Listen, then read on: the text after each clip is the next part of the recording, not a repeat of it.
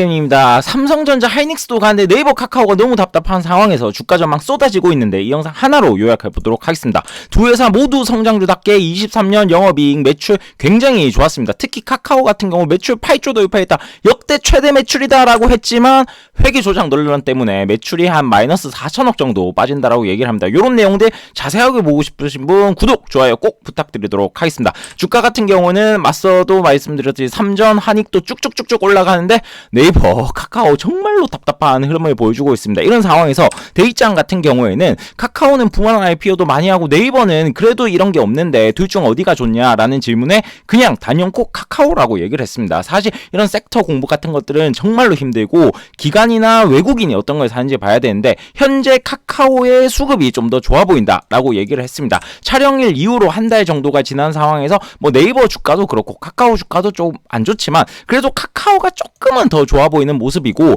카카오와 비교했을 때 확실히 네이버의 수급이 엄청나게 안 좋은 모습입니다. 외국인이 정말로 네이버를 많이 팔아버린 모습이고 카카오 같은 경우는 그래도 기관의 수급이 조금 좋았다라고 보시면 됩니다. 물론 결과론적인 얘기지만 개인만 지금 네이버를 매수를 하고 있습니다. 카카오 같은 경우는 뭐 분식 회계 논란도 있고 있는데 네이버는 매출 영업이익 모두 좋고 뭐 분할 IPO 이슈도 상대적으로 덜하다는 얘기가 있는 상황입니다. 근데 왜 이렇게 자꾸 떨어질까? 이런 거에 대해서 이런 얘기 많이 나오죠. 박연성 차장님 같은 경우에도 주변에서 알리를 굉장히 많이 사용하고 있다. 그렇기 때문에 품질이 여기서 조금 괜찮다라는 인식이 쌓이면 생품필 위주로 침투를 하게 될 것이고 그러면 네이버의 커머스 부분이 너무 위험해질 것 같다라고 얘기를 했습니다. 그렇다 보니 분명히 알리, 테무 이런 것들이 네이버에 분명히 영향을 끼칠 수 있을 것 같긴 합니다. 그렇다면 순수 이커머스 업체인 쿠팡 같은 경우 주가가 박살이 났었어야 했는데 네이버보다도 훨씬 견고한 모습이고 최근 1년은 쿠팡은 오히려 수익권입니다. 그리고 이거를 보시면 더 황당할 텐데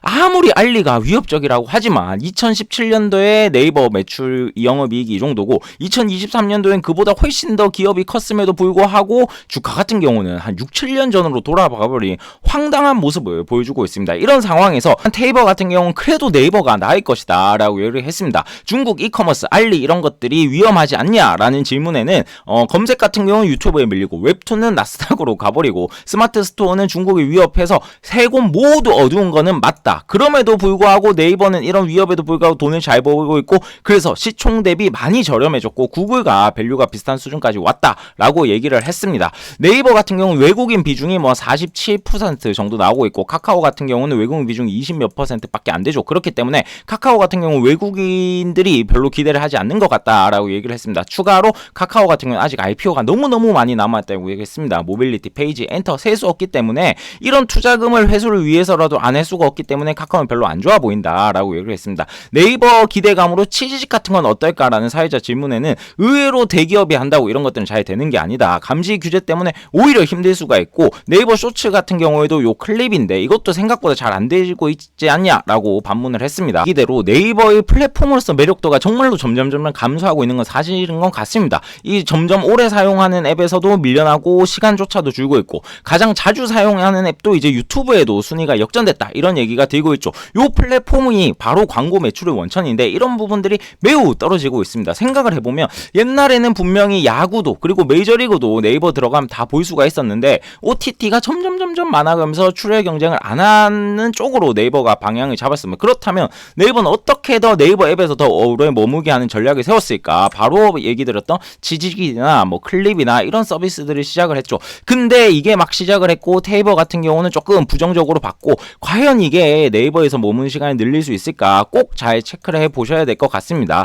카카오 같은 경우는 역시나 쪼개기 상장 얘기가 많은데 가장 지금 1순위로 얘기 나오니까 카카오 모빌리티죠. 근데 요게 회계 조작 논란이 굉장히 세게 일어났었습니다. 핵심 논란 같은 경우에는 요겁니다. 카카오 택시가 카카오에 가입을 하면서 수수료를 20%나 주는데 야 이거 좀 카카오에 생각해서도 스스로 과했다고 생각했는지 이거 카카오가 택시한테 오히려 다시 16에서 17% 정도를 그 택시 외관에다가 카카오 홍보하는 그 이미지들 그리고 뭐 데이터 제공 수수료 명목으로 16에서 17% 업무 제휴비로 돌려주고 있다고 얘기를 합니다. 그렇기 때문에 실제로 택시한테 받는 건 3에서 4%인데 매출은 20%로 집계를 되기 때문에 이게 문제가 있다라는 얘기가 돌고 있죠. 카카오 같은 경우 이게 별개의 계약이다라고 얘기를 했지만 결국에는 지금 금감원에서 너무 압박이 심해서 결국 차익 3%만큼 매출 수정할 예정이고 그렇다 보면 매출이 마이너스 4천억 정도 작년 기준으로 빠진다고 얘기를 합니다. 왜 이렇게 굳이 하면서 매출을 부풀렸을까? 이유는 뭐 PSI 기준으로 IPO 측정, 몸값 측정을 많이 하기 때문에 이런 식으로 매출을 부풀렸다라는 얘기가 굉장히 많죠.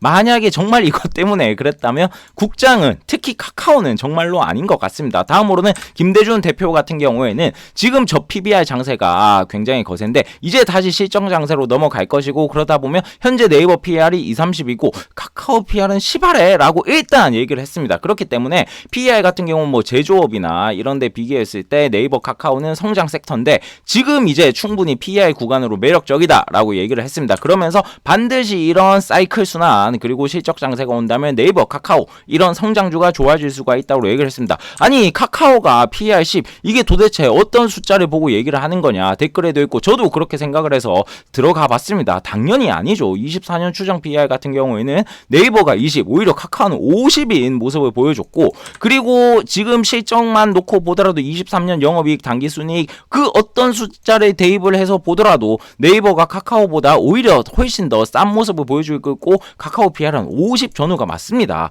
그렇기 때문에 이런 전문가의 의견을 절대로 그대로 믿지 마시고 꼭 다시 한번 확인을 해 주셨으면 합니다. 물론 지금 보시고 있는 제 영상도 마찬가지겠죠. 다음으로 김현준 대표 같은 경우에는 카카오가 최바닥 대비 2배 정도 올랐으나 여전히 힘든 구간인 건 사실이다. 카카오 본업이 사람을 모아서 광고를 붙이는 플랫폼 산업인데 지금 이 정도로 사람들이 많이 사용하는데 더 카카오를 쓸까? 더 광고를 붙일 수 있을까? 라는 거에서 의문이다 라고 얘기를 했습니다. 이미 본인 또 DM도 생각보다 많이 하기 때문에 이용자가 더 늘기 힘들어 보인다고 얘기를 했고, 그럼에도 불구하고 작년 같은 경우는 워낙 카카오가 쌌기 때문에 좋게 봤지만 이제는 밸류 매력이 없어 보인다 라고 얘기를 했습니다. 대표의 말대로 이용자가 늘기 정말로 힘들어 보이는 카카오지만 사업 능력 하나만큼 정말 대단한 것 같습니다. 최근 IR 자료를 보면 이 와중에 2-3년 동안 카카오를 쓰는 사람들이 늘어나는 정말 대단한 모습을 보여줬고, 뭐 옵챗이라든지 다른 종합 커뮤니케이션 또 도입을 하면서 체류 시간 역시도 증대를 시켰다고 합니다. 덕분에 카카오의 본업인 광고 수입 역시도 증가를 했죠.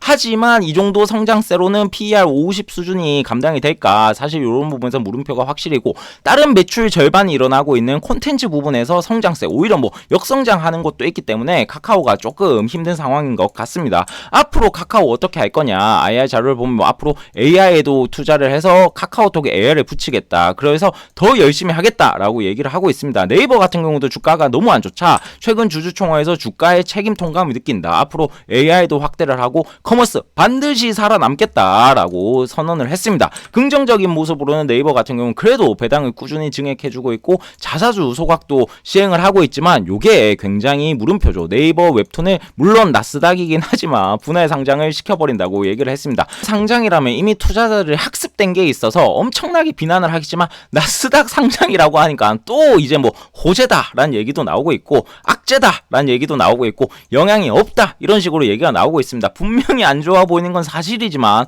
뭐 그렇다고 칩시다. 100번 양보를 해서. 근데 여기서 또 하나 문제가 있습니다. 네이버 페이 같은 경우가 현재는 IPO 계획은 없다라고 얘기하지만 직원들에게 계속 스톡 옵션을 주는 모습을 보여주고 있습니다. 이 내용에 대해서도 자세하게 써놓은 내용이 있으니까 구독, 좋아요 부탁드리도록 하겠습니다. 이미 네이버 페이 같은 경우에는 2019년에 물적 분할을 했습니다. 네이버 파이낸셜을 설립을 해서 미래에서 이제 8천억을 투자를 했다라고 얘기를 합니다. 근데 다시 얘기가 나오고 있는 게 기업 가치가 3배 뛰었는데 회수 언제 하냐, IPO 결국 해야 되지 않냐 이런 얘기들이 나오고 있기 때문에 이 부분 역시도 네이버의 조금 불안한 요소 중 하나입니다. 이런 부분들을 잘 참고하셨으면 좋겠고, 최종하면은 요즘 날아가고 있는 삼성전자 하이닉스에 대한 의견 요약을 띄워드리도록 할 테니까 보실 분들 꼭 보셨으면 좋겠고 잘 참고하셔서 성투하셨으면 좋겠습니다. 구독, 좋아요 부탁드립니다.